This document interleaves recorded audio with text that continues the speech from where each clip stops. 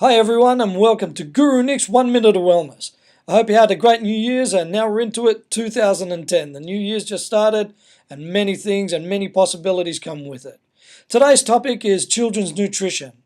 I've just been doing some research and reading a book by a doctor and medical doctor called Dr. Joel Fuhrman that's based in the US. And he had some interesting statistics on, what we're feeding our children and how it affects them. But not only how it affects them short term, but how it can affect them long term and into their life, especially into their teens and into their adulthood.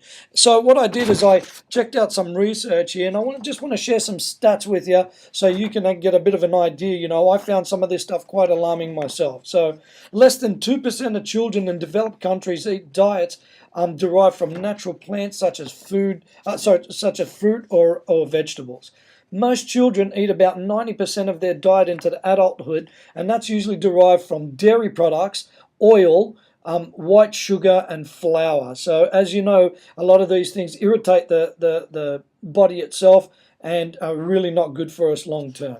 25% of all toddlers either eat no fruit or no vegetables at all. And by the age of 15 months, the most common vegetable in the US for children is French fries. Now, this was quite alarming to me, so you can imagine all those saturated fats and everything else that goes with that.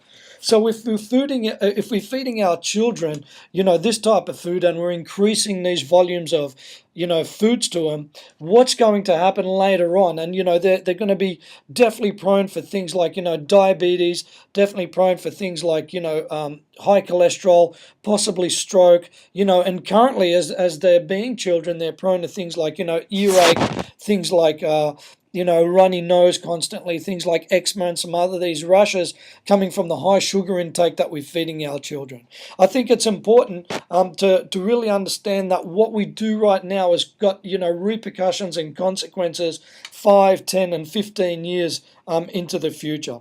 I'd like to share my experience with my kids. So I've got a 3-year-old, close to turning 4, and a 9-month-old. What we try to do with our children is give them organic as much as possible. If I don't have organic, we usually go with free range. Now, what I want to share with you, I'm not perfect, and neither is my wife, when it comes to feeding him.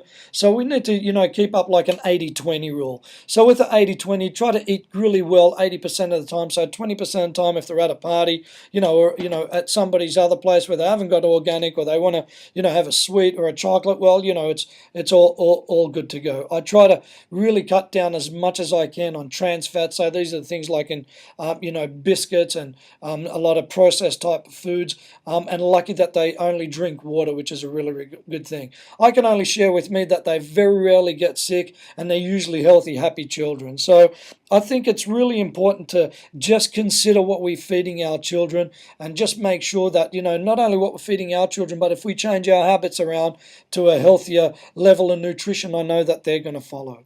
I hope you enjoyed this 1 minute of wellness. Until next time, have a great life.